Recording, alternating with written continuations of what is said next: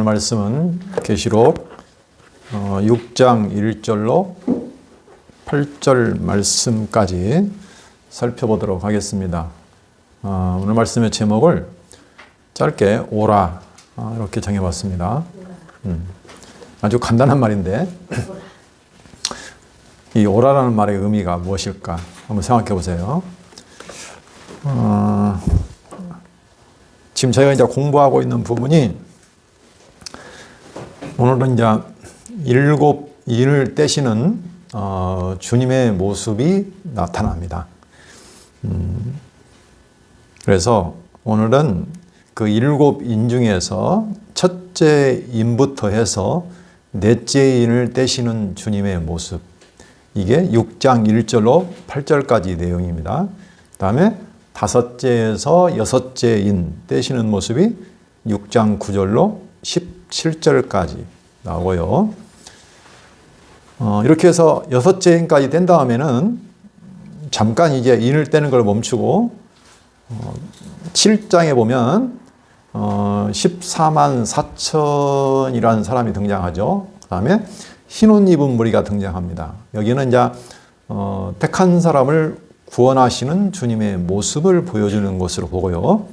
그 다음에 이제 마지막 남은 일곱째 인을 떼시는 모습이 8장부터 16장 21절까지 굉장히 길죠.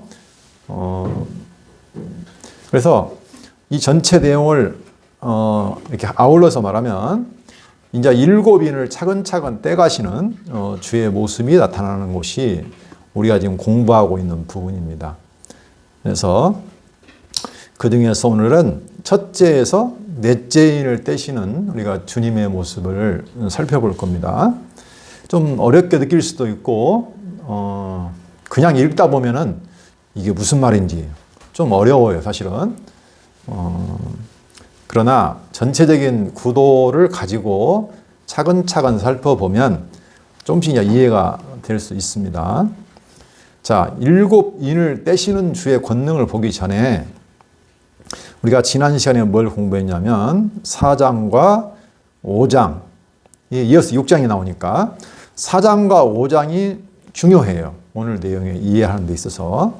왜 중요하냐면 4장과 5장의 내용에서는 첫째가 옛적부터 항상 계신 그 영광의 하나님이 앉아 계신 보좌가 등장하죠.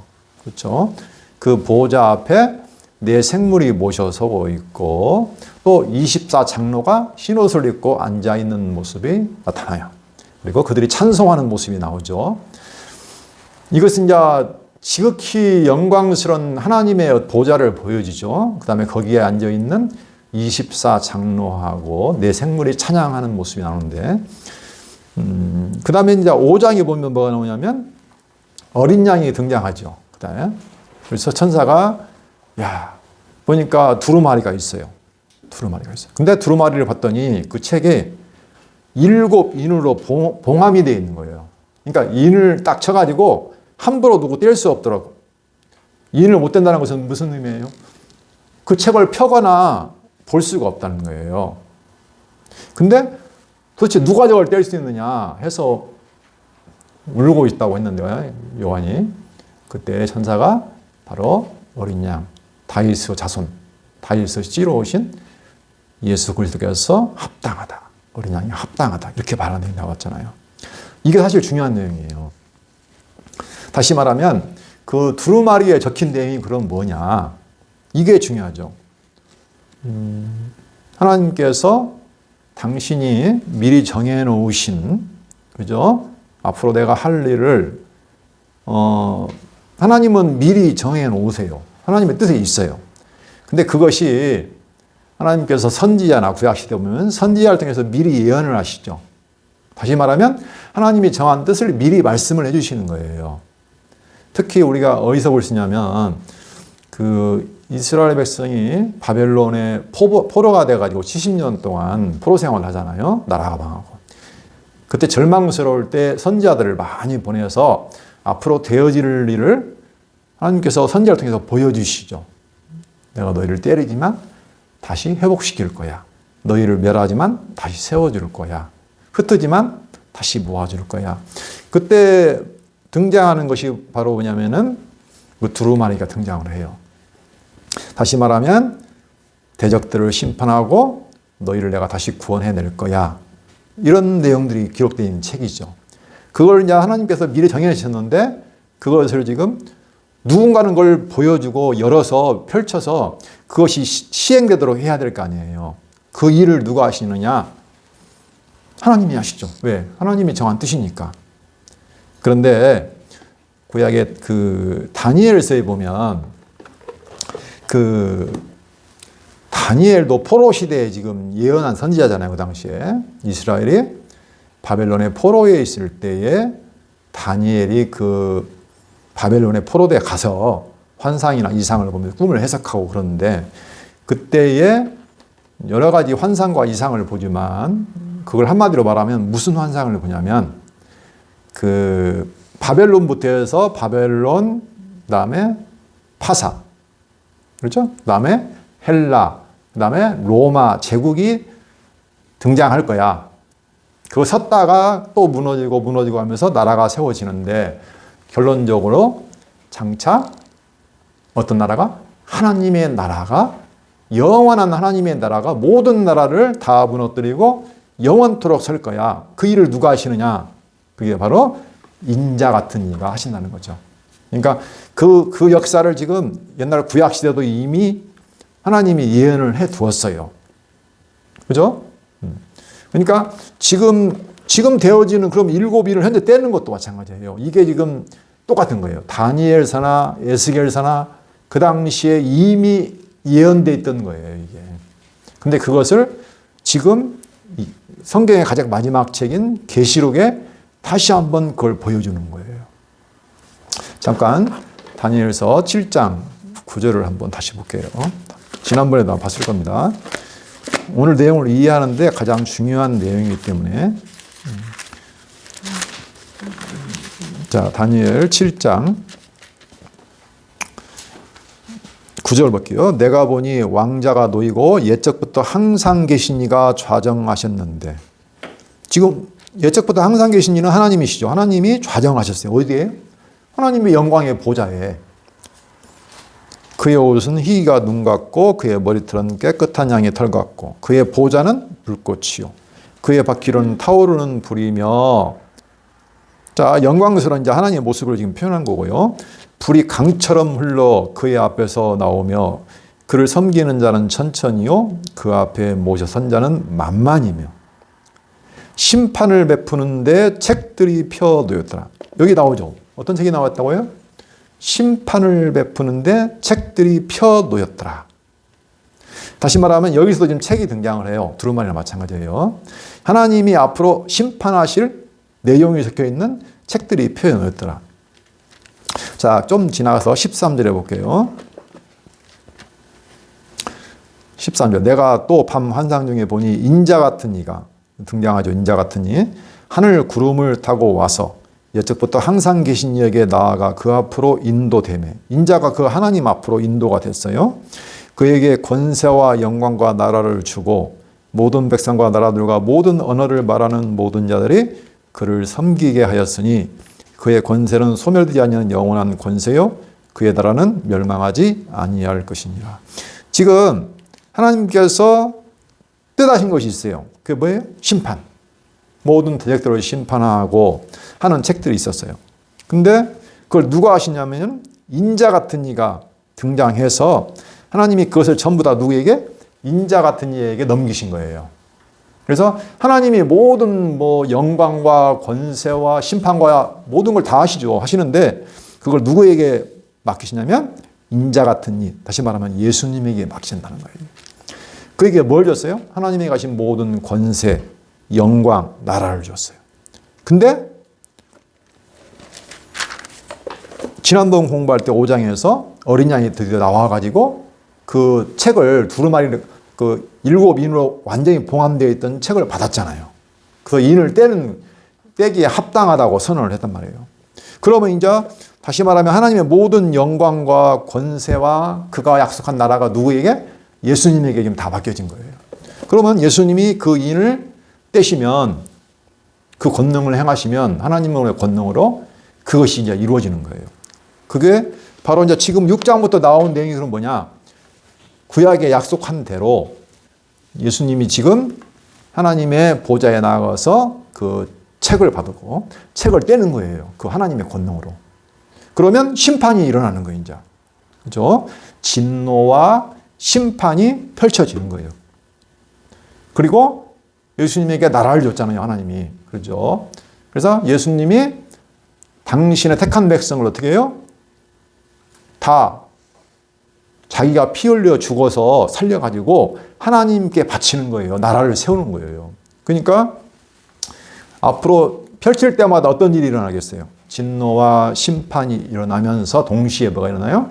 당신의 택한 백성, 하나님의 나라로 택한 백성들을 하나도 버리지 아니하시고 잃어버리지 아니하시고 정확히 구원해서 하나님이 약속한 영원한 나라를 완성하는 거예요. 그 사역이 뒤에 나오는 내용이에요. 그래서 6장부터 나오는 내용이 바로 그 내용이에요. 인을 뗄 때마다 하나님의 진노와 심판이 나타나고 그 사이사이에 또 뭐가 등장해요? 그렇지만 하나님의 택한 백성은 하나님이 하나도 버리지 아니하고 정확하게 구원하는 내용이 나와요. 그러니까 어떻게 보면 쉬운 내용이에요.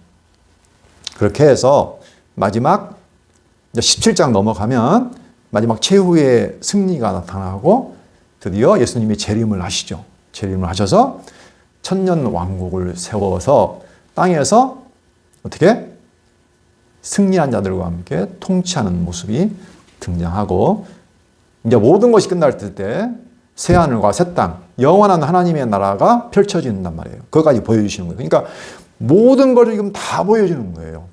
누구에게? 이게 중요하죠. 당시에 지상에 있는 그 당시에 로마 황제의 통치 아래서 도미티아누스 황제에 치하했다고 하는데 그때가 지금 두 번 네로에 이어서 가장 극심한 환란이 있을 때예요. 그 종들, 하나님의 택한 백성들에게 그들이 절망하고 두려움에 떨고 지쳤을 때 그걸 보여주는 거예요. 너희에게 정해진 것이 바로 이거야. 내가 미리 보여준다는 것이죠.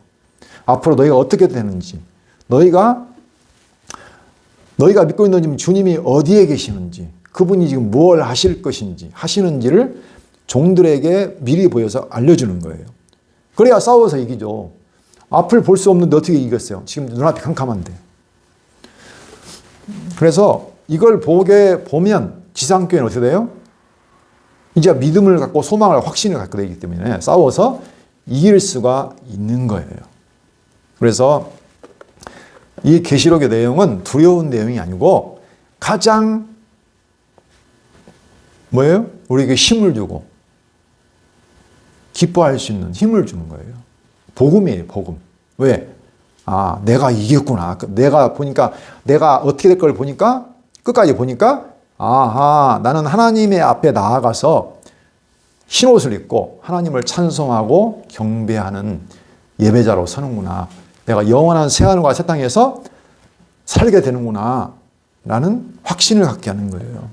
그래서 계시록만큼 힘을 나게 하는 책이 없는 거죠.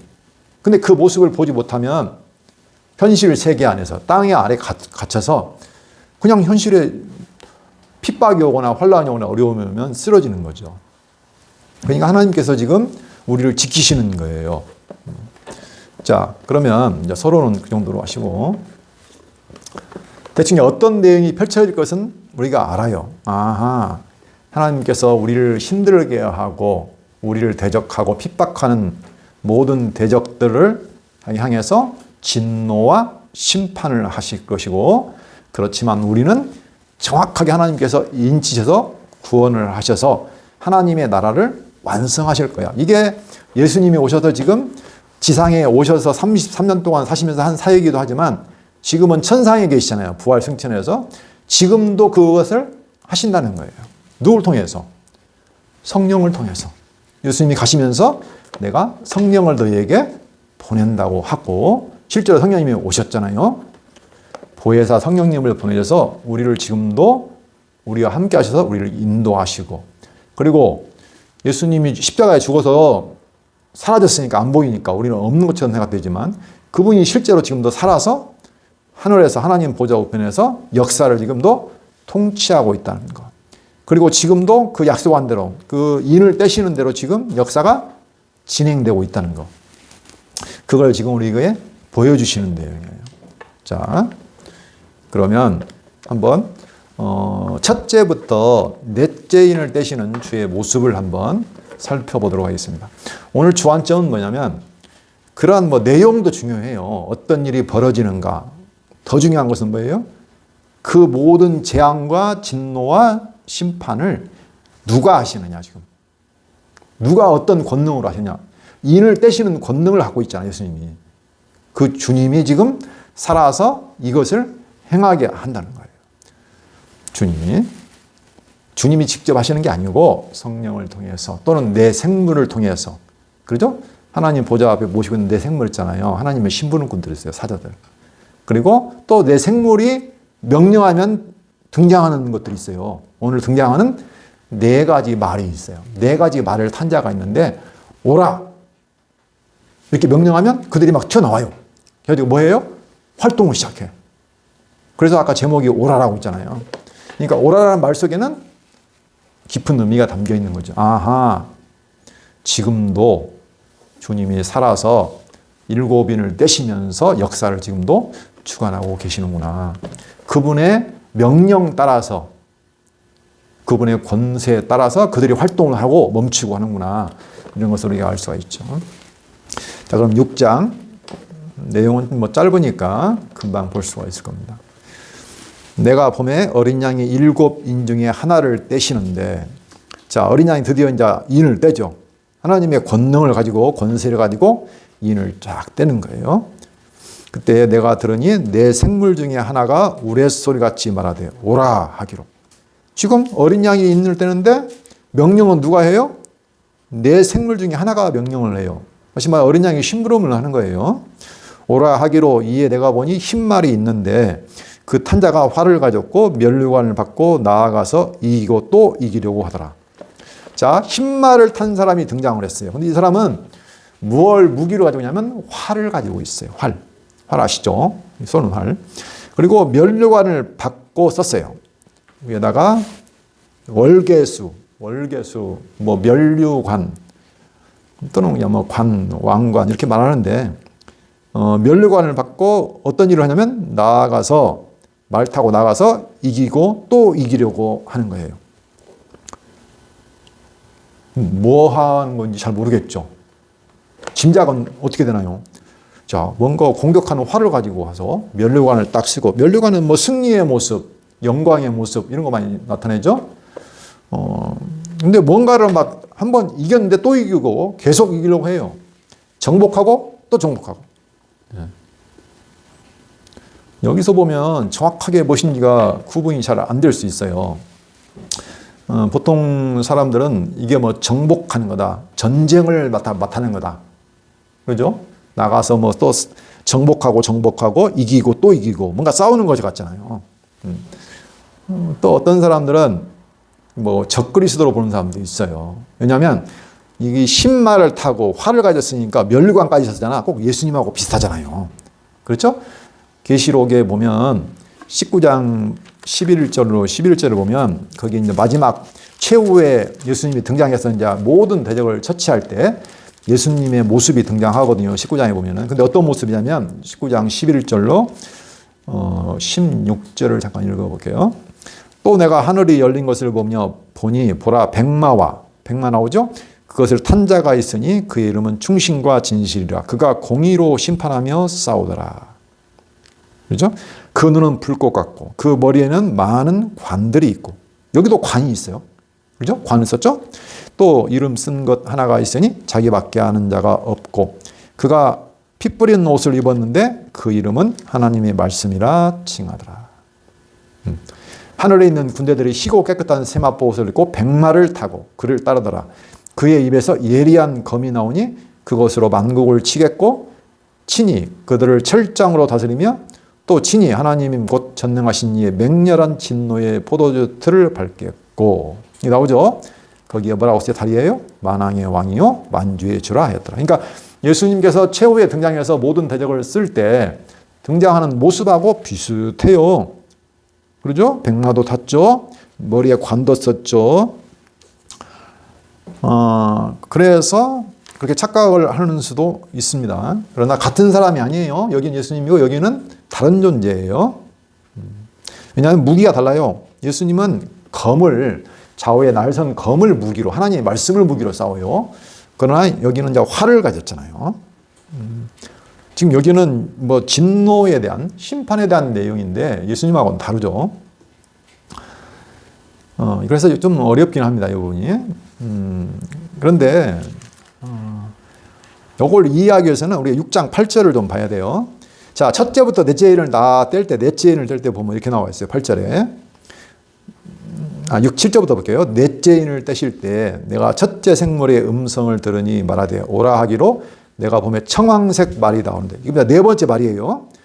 청황색 말이 나오는데 그 탄자의 이름은 사망이니 음부가 그 뒤를 따르더라. 그러니까 네 번째 말은 사망이에요.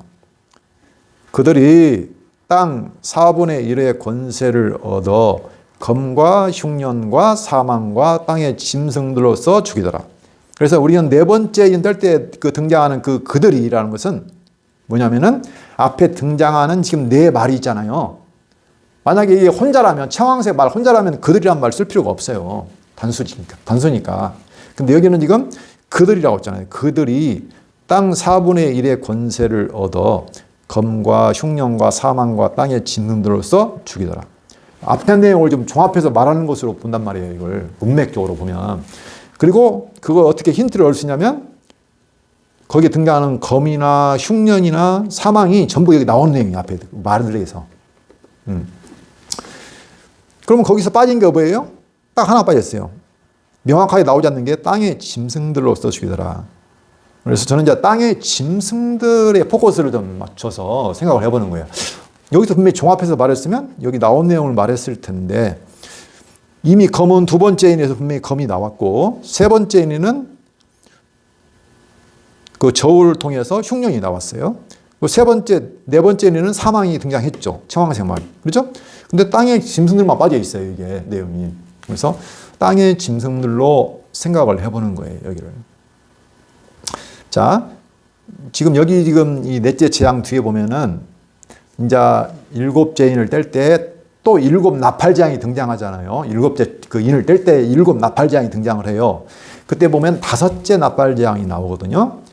그게 바로 첫 번째 화 세 번이 임하는데 첫 번째 화예요. 그러니까 그때 9장에 보면 어떤 내용이 등장하냐면 이 내용을 좀 자세하게 설명해 주는 내용이 등장해요. 그래서 거기에 보면 황충이 등장을 해요. 황충이. 잠깐 볼게요. 9장.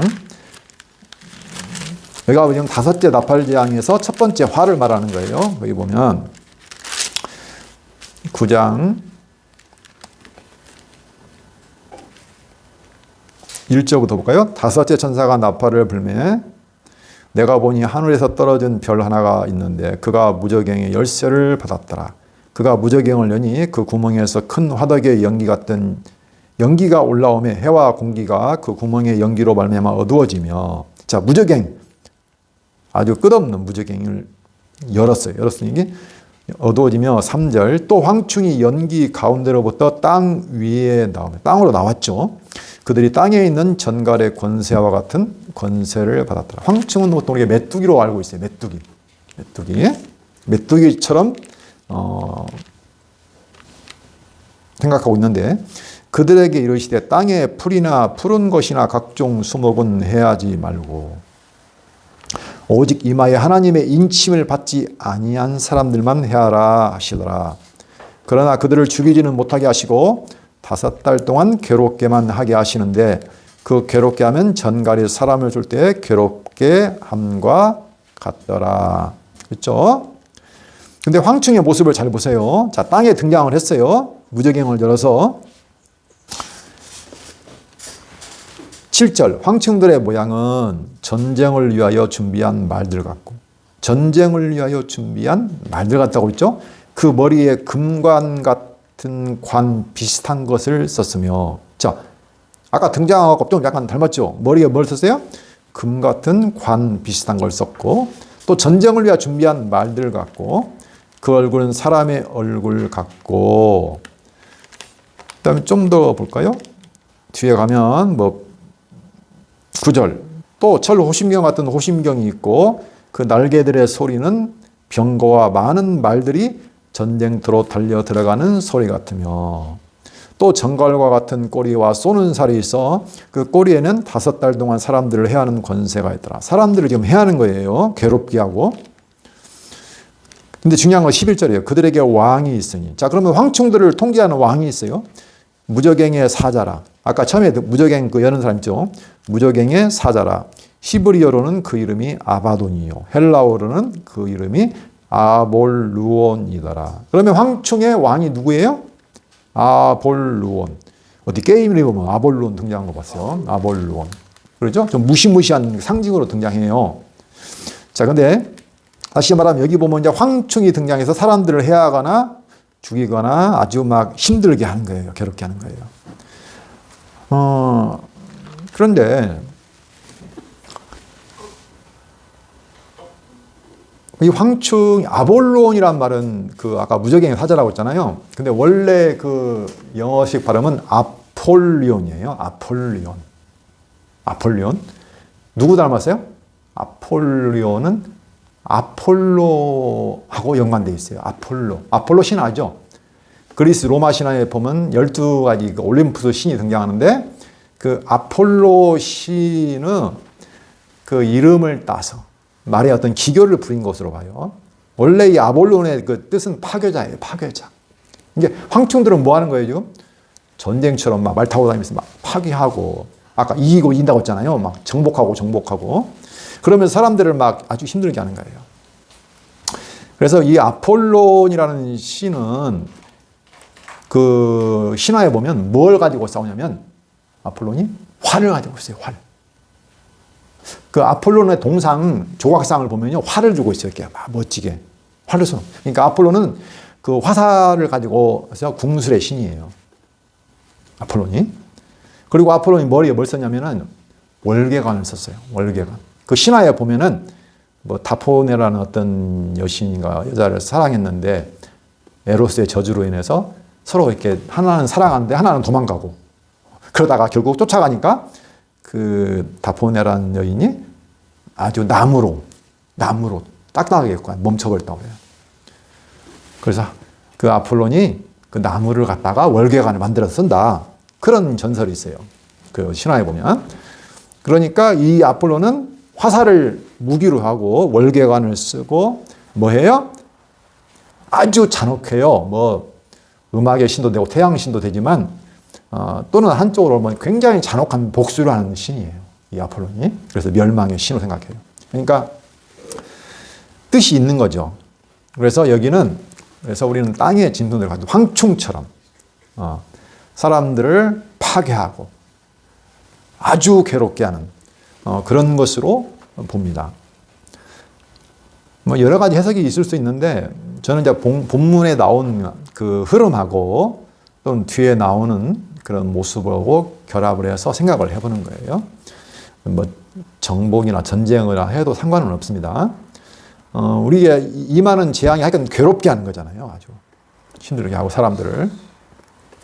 자, 이번 두 번째 말을 보면 3절 둘째 인을 떼실 때 내가 들으니 둘째 생물이 말하되 오라 하니 이에 다른 붉은 말이 나오더라. 그거 탄 자가 허락을 받아 여기 나오죠? 허락을 받아 권세를 받아 다 받는 거예요. 허락을 받아 땅에서 화평을 제하여 버리며 서로 죽이게 하고 또 큰 칼을 받았더라. 여기는 쉬워요. 왜? 뭐 어려운 말이 없거든요. 그러면 둘째 생물은 무슨 일을 하냐면 붉은 말은 무슨 일을 하냐면 그 허락을 받아요. 어린 양으로부터 허락을 받아서 뭘 하는 거예요? 땅에서 화평을 제해 버려요. 그리고 서로 죽이게 하고 큰 칼을 받았어요. 칼이란 것은 살육이니까. 이건 너무 명확하죠. 6장 8절에 보면 뭐라고 하세요? 4분의 1의 권세를 얻어 검으로써. 여기 검 나와 있죠? 칼을 받았다잖아요. 그러니까 이것은 이제 분쟁이나 화평이 사라지니까 분쟁이 생기고 또 어떻게 해요? 죽여요. 살육하고. 칼로. 그렇죠? 이런 재앙을 나오게 하는 거죠. 이게 바로 두 번째 말이에요. 여기는 뭐 어려움이 없고요. 그 다음에 세 번째. 셋째인을 떼실 때 내가 들으니 셋째 생물이 말하되 오라 하기로 내가 보니 검은 말이 나오는데, 이번엔 이제 검은 말이 등장을 해요. 여기도 오라 하면 오는 거예요. 검은 말이 나오는데 그 탄자가 손에 저울을 가졌더라. 이 검은 말을 탄 자는 저울을 가졌어요. 저울은 뭔가 다는 거죠. 그렇죠? 뭘 재는 거잖아요. 옛날엔 저울로 다 뭐 달거나 재거나 했으니까. 내가 내 생물 사이로부터 나는 듯한 한 음성을 들으니 이르되 한 데나리온의 밀 한 대요 한 데나리온의 보리 석 대로다. 또 감람류와 포도주는 해치지 말라 하더라. 무엇을 말하는 걸까요? 내 생물 가운데서 어떤 음성이 들리는데 뭐라고 하냐면 한 데나리온. 한 데나리온은 우리 사람이 하루 일한 품삯이에요. 성경에서. 그렇죠? 한 데나리온이 품삯이라고요. 우리가 요즘 하루에 일하면 얼마씩 받나요? 보통 요즘 10만 원 넘게 받죠. 좀 한다는 사람은. 작은 돈은 아니에요. 10만 원, 15만 원 받는데. 근데 한 데나리온에 밀이 한 대래요. 밀 한 대가 값어치가 별로 없잖아요. 우리 10만 원 받으면 밀 한 대만 사나요? 아니죠. 그렇죠? 그 다음에 보리도 석 대래요. 한 데나리온이에요. 원래 거기 보면 한 데나리온에 밀을 8대를 살 수 있다고 그래요. 그리고 보리를 48대를 살 수 있는 게 정상이래요. 원래. 근데 지금 여기 보니까 얼마나 줄었어요. 밀이 8대인데 한 대를 겨우 한 데나리온 갖고 살 수 있고, 보리를 48대를 살 수 있는데 겨우 석 대를 산다는 거예요. 그러니까 얼마나 지금 물가가 올랐어요, 이게. 다시 말하면 이건 이제 기근이에요. 흉년. 그렇죠? 이거 고통이잖아요. 기근 들고 흉년 들면 괴롭잖아, 사람이요. 그렇죠? 여기도 어려운 건 없어요. 그리고 뒤에 설명이 나왔어, 8절에. 거기 뭐라고 했어요? 검과 흉년과. 그렇죠? 흉년으로서 죽인다고 했잖아요. 그 다음에 이제 네 번째 말. 청황색 말을 볼게요. 자, 7절. 넷째 인을 떼실 때 내가 넷째 생물의 음성을 들으니 말하되 오라 하기로 내가 봄에 청황색 말이 나오는데 그 탄자의 이름은 사망이니 음부가 그 뒤를 따르더라. 이것도 어려움이 없어요. 사망. 이 청황색. 우리가 청황색이라는 말은 한번 생각해 볼 필요가 있어요. 청황색은 무슨 색이냐면은 그 색깔마다 의미가 있는데 그 시체색이에요, 시체. 사람이 죽으면 색깔이 먼저 변하기 시작해요. 체온이 떨어지고 몸의 색깔이 점점 변해서 시퍼렇댕댕한 색깔. 이 색으로 변하거든요. 사람이 막 누구한테 두드러 맞으면 시퍼렇게 먹는다고 하죠? 그 색깔이에요. 곰팡이 피면 무슨 색이 들어요? 약간 막 시퍼렇댕댕하고 막 그 좀 안 좋은 색깔이 나잖아요. 이게 그래서 이건 이제 사망을 뜻하는 색이에요. 시체색이니까. 그래서 사망이 임하는데 보통 보면은 여기는 사람들이 뭐 온역이나 전염병 같은 것으로 생각을 많이 해요. 온역이나 전염병. 그걸 어떻게 알 수 있냐면 약간 참고할 수 있는 부분이 에스겔서 14장 보면 이런 표현이 나와 있어요. 자, 에스겔서 잠깐 볼까요? 에스겔서 14장 21절 보면 주 여호와께서 이같이 이르시되 내가 나의 4가지 중한 벌 곧 칼과 기근과 사나운 짐승과 전염병을 예루살렘에 함께 내려 사람과 짐승을 그 중에서 끊으리니 그 해가 더욱 심하지 아니하겠느냐. 그 당시에 그 이스라엘 예루살렘에 아주 죄악이 관영했어요. 하나님께서 거기를 심판한다고 지금 할 때 하는 말이에요. 근데 그때도 심판을 뭐라고 했어요? 4가지요. 중한벌. 칼, 기근. 여기하고 너무나 비슷해, 이상하게. 칼과 기근과 사나운 짐승과. 그렇죠? 사나운 짐승. 그 다음에 전염병. 여기는 전염병이 안 나와 있죠? 그냥 사망이나 나와 있잖아요. 근데 청황색이 뭘 상징한다고 했어요? 관련이 있어요. 그래서 전염병을 내려서 내가 너희들을 끊어버리겠다. 그 내용이 지금 나와요. 그렇죠? 여기도 거의 비슷하게 가는데 검, 흉년, 뭐 전염병, 땅에 짖는 것까지 똑같아요. 그 말이. 자, 이렇게 해서 실제적으로 요즘 전염병 많이 생기죠. 예전부터 뭐 패스트, 흑사병, 그죠? 그다음에 지카 바이러스인가? 그다음에 또 뭐 있어요? 메르스, 요즘 코로나 할 것 없이 많이 생겨요. 다 재앙이에요. 그러니까 그 하나님이 이런 재앙과 어떤 그 진노, 심판을 하시는데 이런 것들이 다 그냥 생기는 건 아니에요.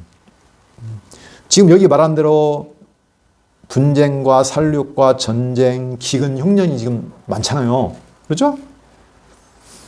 또 여러 가지 막 그 사람들을 힘들게 하는 일이 벌어지죠. 이런 것들이 다 지금 인자가 어린 양 예수님께서 하나님 보좌 우편에서 그 인을 떼시면서 나타나게 하시는 거란 말이에요.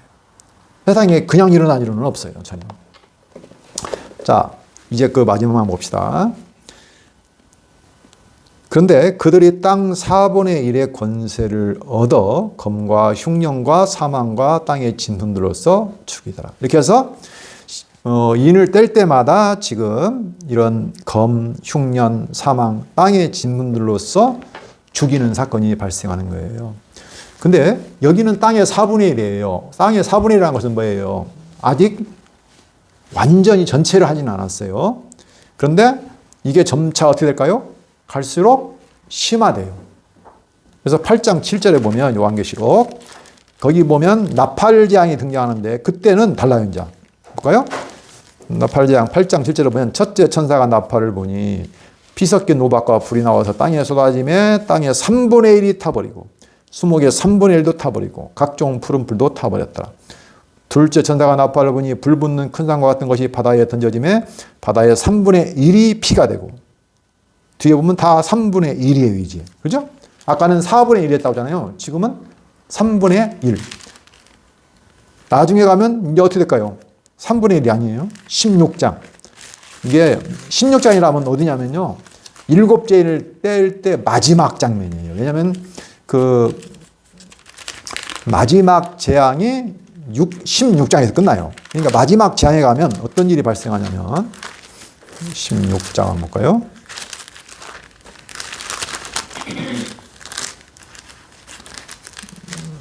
우리가 뭐 상상해도 마지막 재앙이니까 이제 부분적인 것이 아니에요. 4분의 1, 3분의 1에서 16장 어디 있나요? 2절 1절부터 보면 또 내가 들으니 성전에서 큰 음성이 나서 일곱 천사에게 말하되 너희는 가서 하나님의 진노의 일곱 대접을 땅에 쏟으라. 이게 이제 마지막 일곱 대접 재앙이에요. 일곱 인을 떼다가 일곱째인 때에 일곱 나팔 재앙이 등장하고 일곱 나팔 재앙을 하나씩 하나 하다가 마지막 일곱 나팔에서 뭐가 등장해요? 일곱 대접 재앙이 등장해요. 그 마지막 일곱 대접 재앙에서는 첫째 천사가 가서 그 대접을 땅에 쏟음에 짐승의 표를 받은 사람들과 그 우상에게 경배하는 자들에게 악하고 독한 종기게 하더라. 몇 분의 몇이 없어요. 전부 다예요. 둘째 천사가 그 대접을 바다에 쏟음에 바다가 곧 죽은 자의 피같이 되니 바다 가운데 모든 생물이 죽더라. 몇 분의 몇이 없어요. 전체예요. 뒤에도 마찬가지예요. 여기는 모두예요. 모두. 그러니까 이제 그 강도가 점차 세지고 범위가 넓어져요. 왜? 마지막까지 갔으니까. 이제는 모든 걸 다 멸하는 거예요. 조금씩 확대되고 있다는 거예요. 그래서 지금도 우리나라 세상에 재난이 많죠. 재난과 재앙과 이런 것들이 생기는데 이게 지금 재난의 시작이에요. 끝은 아니에요. 그러나. 자, 마태복음 24장 한번 보고 마치도록 할게요. 마태복음 24장. 우리가 아까 다니엘서에서 이미 약속된 것이 지금 이루어지고 있다고 우리가 배웠는데 예수님께서 지상에서 사역하실 때 마태복음 보면 그때 예수님께서 다 예언하셨어요. 24장 3절. 자, 제자들이 성전 몇십 년 동안, 50년, 60년 동안 지은 성전을 이제 화려한 성전을 보여주는 거예요. 그럼 예수님께서 뭐라고 하셨어요? 2절에 보니까 대답하여 이르시되 너희가 이 모든 것을 보지 못하느냐? 내가 진실로 너희에게 이르노니 돌 하나도 돌 위에 남지 않고 다 무너뜨려지리라. 성전을 다 사라진다는 얘기예요. 예수께서 감람산 위에 앉으셨을 때 제자들이 조용히 와서 이르되 우리에게 이르소서 어느 때에 이런 일이 있겠사오며 또 주의 임하심과 세상 끝에는 무슨 징조가 있으리까? 도대체 언제 성전이 다 무너집니까? 그리고 주님이 세상 끝에는 도대체 어떤 징조가 있습니까? 이렇게 물어보는 거예요. 예수님께 4절부터 쭉 설명하죠. 뭐 미혹을 받지 말라. 많은 사람이 그리스도라고 와서 나를 미혹할 거다. 너희를 미혹할 거다. 난리와 난리 소문이 듣겠고 6절 난리와 난리 소문을 듣겠으나 너희는 삼가 두려워하지 말라. 이런 일이 있어야 돼. 아직 끝은 아니니라. 그죠? 7절 민족이 민족을 나라가 나라를 대적하여 일어나겠고 곳곳에 기근과 지진이 있으리니 이 모든 것은 재난의 시작에 불과하다는 거예요. 끝이 아니에요. 그때 사람들이 뭐 환난에 너희를 넘겨준다 그런 말이 나오고요. 다음에 이제 저 14절 볼까요? 이 천국 복음이 모든 민족에게 증언되기 위하여 온 세상에 전파되리니 그제야 끝이 오리라. 그러니까 재난이 시작되는데 재난이 와요. 근데 바로 종말은 아니에요. 어느 때 종말이 와요? 예수님이 다시 오셔서 끝내는 날이 언제냐면 이 천국 복음이 하나님 나라 복음이 모든 민족에게 증언되기 위하여 온 세상에 전파되는 거예요. 왜요? 하나님이 창세전에 택한 백성들, 인치신 생명책에 기록한 그 백성들을 다 하나님이 건져낼 때까지, 인치실 때까지, 구원할 때까지는 끝이 오지 않아요. 하나님께서 그 안에 심판은, 진노와 심판은 하시지만 부분적으로 조금씩 오다가 다 모든 택한 백성이 다 구원을 받고 하나님의 그 인치심함에 들어갔을 때에 그때 결과적으로 어떻게 해요? 땅끝까지 모든 백성이 하나님의 택한 백성이 다 구원받을 때 결과적으로 끝이 오는 거예요. 하나님. 그때는 이제 필요가 없잖아요. 이제 하나님이 진노는 굉장부터 하고 싶어요. 모든 대적하는 세력들을 다 없애고 싶어요. 하나님을 비웃는 사람들도. 성도들을 핍박하는 세력들도 가만두고 싶지는 않지만 왜? 모든 사람이 구원받기 위해서는 지금 참고 있는 거예요. 그렇지만 부분적으로 이렇게 재난과 심판을 하셔요. 자, 근데 29절 보면 이제 그 마지막 날을 설명한다고요. 그날 환난 후에 즉시 해가 어두워지며 달이 빛을 내지 아니하며 별들이 하늘에서 떨어지며 하늘의 권능들이 흔들리라. 지금 재난의 강도가 틀려요. 이게 지금 6째 인 뗄 때 나타나는 거예요. 6째 인 뗄 때 이런 모습이 등장해요. 천지가 다 변해요.